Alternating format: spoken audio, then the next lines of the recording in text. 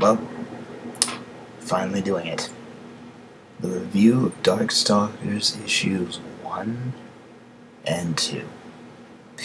So let's not waste any more time and dive right in.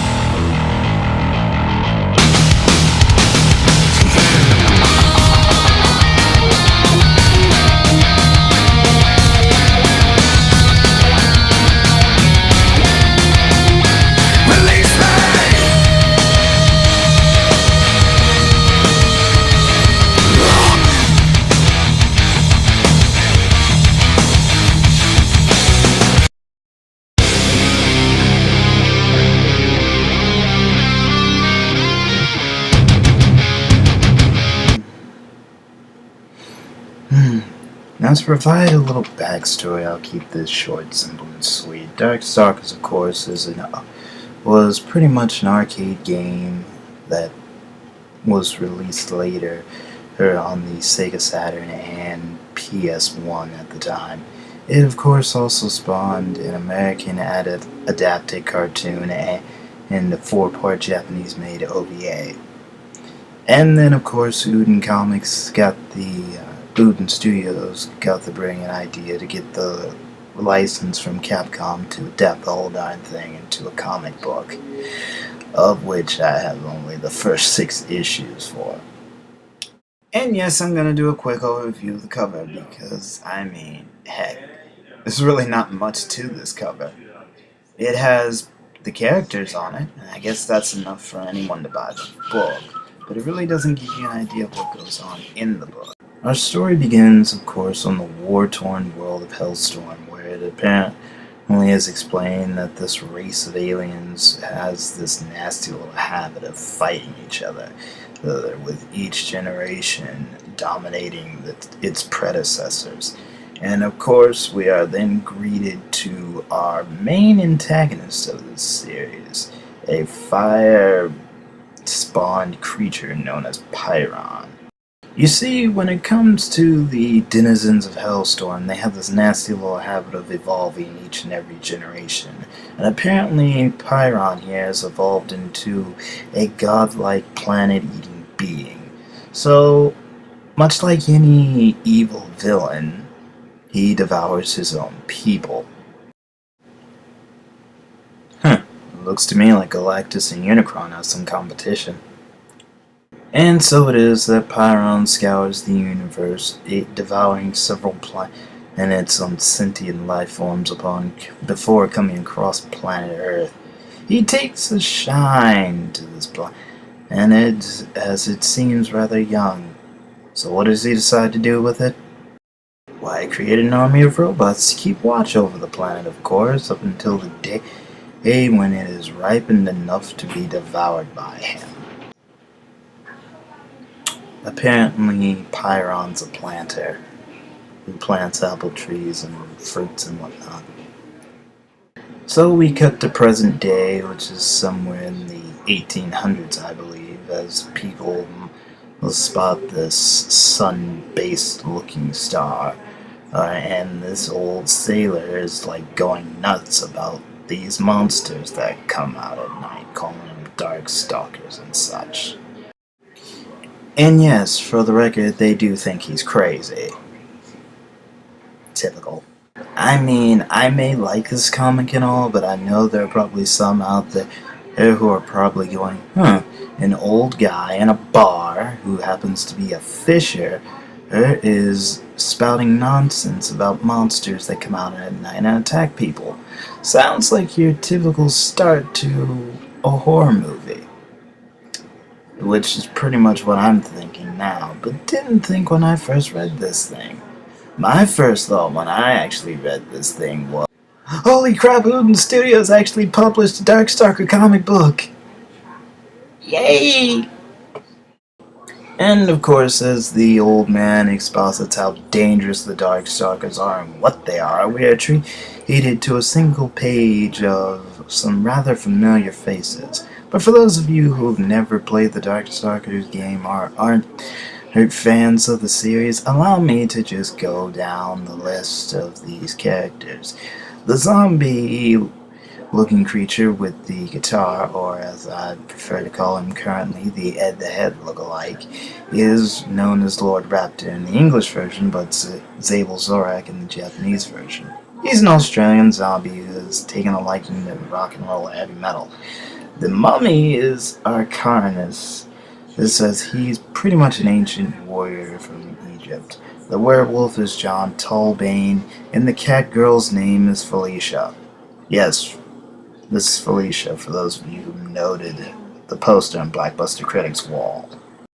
On the next page, we're treated to more familiar faces like the Frankenstein-spawned monster Victor von Gerdingham Jr., and the twins, the Chinese twins, Mei Lin and Hienko.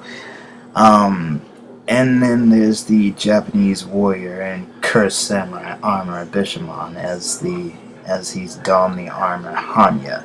Yes, the demon-looking armor, in fact, has a name. And so does the sword, which is named Kien. And of course, the pretty much handsome guy standing in front of Sailor, who's named Jack, sorry for the spoilers, pretty much says that the old man is crazy for believing all this nonsense. That's a typical human character reaction. Someone's going on about how monsters exist in our world, and they call him crazy. I saw monsters! Wait, man. You're crazy. Crazy! It's true, and they're out to kill us all!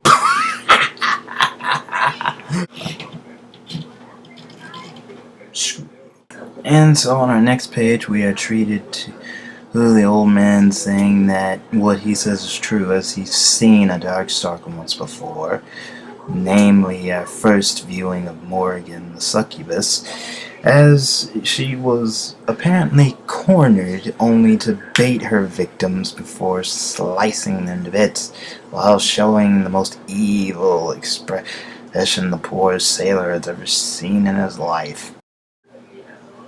Also, I'm not going to sit here and lie to y'all. That was one of the goriest scenes I've seen in a comic book. But that's just me. Jack, of course, still thinking that the old man is loopy, says he's had one too many to drink, and that he should pretty much hit the hay for the night. Of course, the sailor agrees before giving Jack an ominous warning that if he should ever come across a Darkstalker, the only thing he should do is pray. Because according to him, that's the only thing Jack will be able to do before he's killed. So let me see if I can get this straight. Instead of running for your life, screaming for help, mostly running for your life or like a bat out of hell, he's supposed to pray. Now, I get it. I know full well how powerful these characters are, because, again, I play the games. But still, I do think that running is a viable option for anyone who comes across these monsters. So after laughing off the old man's warning, pretty much reminding me how little I cared about this dillweed, Jack comes across a beautiful young woman crying over a grave in a graveyard. Isn't this kind of a horror movie cliche?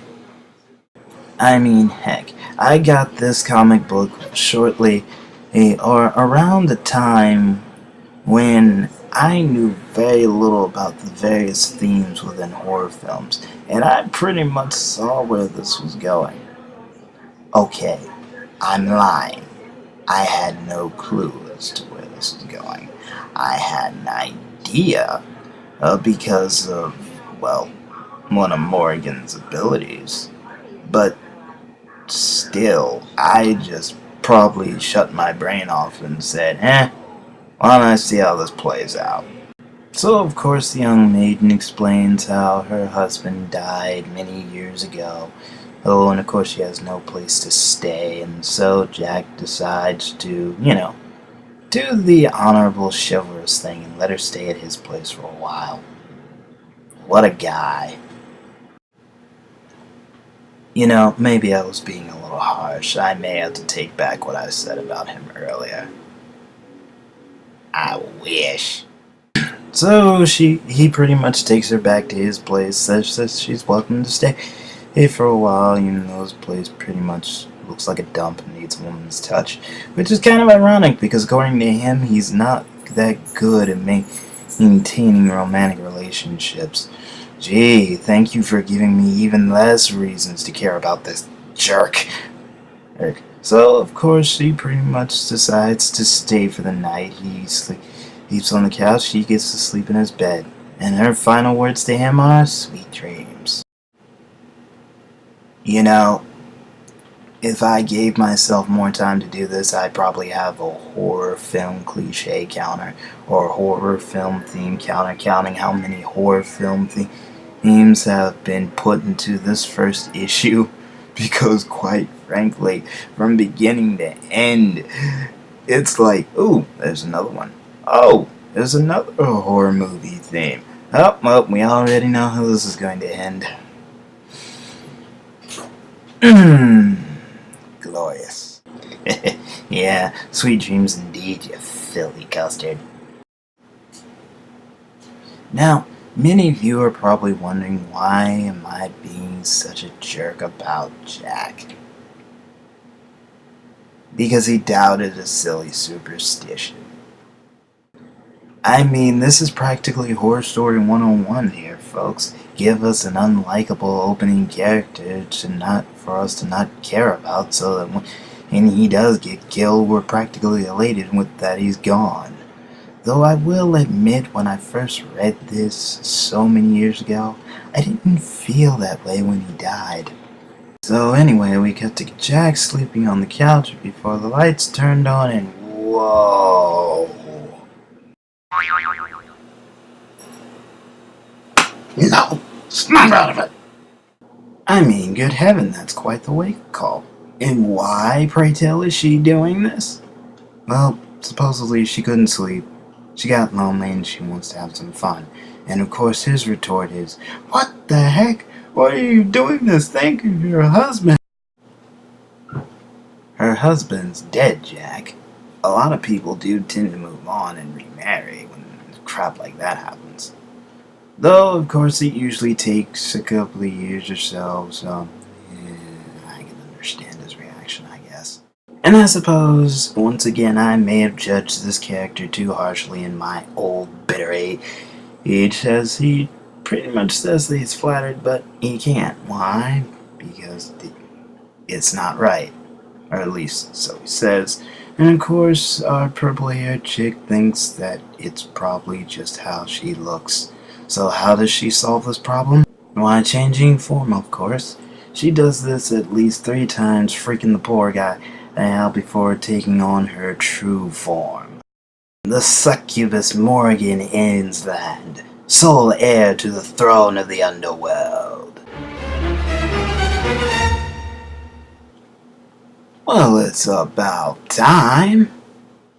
I'm sorry to be doing this whole nostalgic. I first read this when I first read this as a teenager sort of thing, but this is practically the truth. It has been at least 5 or 6 years since I last read this comic book, and quite frankly, that's why I keep recalling my first thoughts of how I felt when this happened. That's truly what I thought when I first read this. Finally, Morgan Ainsland shows herself, and what does she decide to do? She decides to tease her prey before, well, eating him. Hooray! He's dead! Now I can shut up about how lousy a character I thought he was. And next page, we see Morgan returning to the land of the Makai, of the demon world, hell, whatever you want to call it, as she's greeted by her minions Lucian and Mundo, if I can recall their names correctly. Yeah, these two are like her butlers or watchmen or whatever the heck you want to call all of them who practically worry sick about her every time she leaves the demon world. Why? Well, because her father, Belial, will have their heads if anything happens to his daughter. And, of course, we're greeted to a rather important plot point in this in particular series.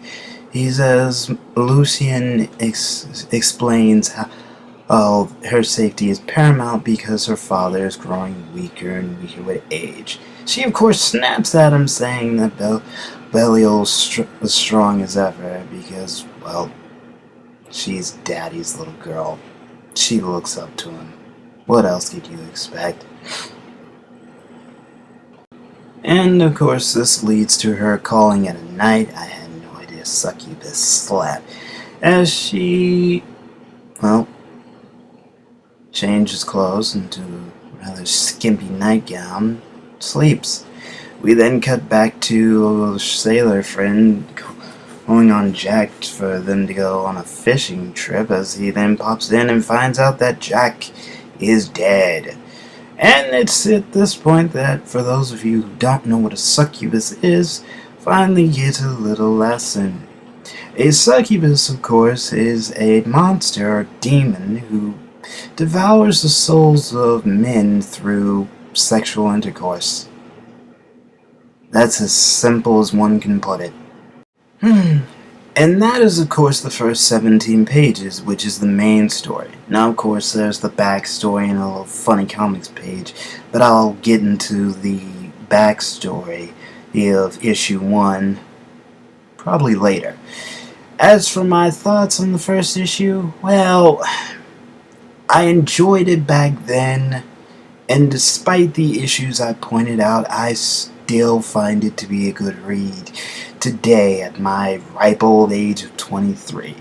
So if you're into Darkstalkers, or just happen to not be very familiar with it and are looking to give it a shot, I recommend picking it up. If you can find a copy, of course.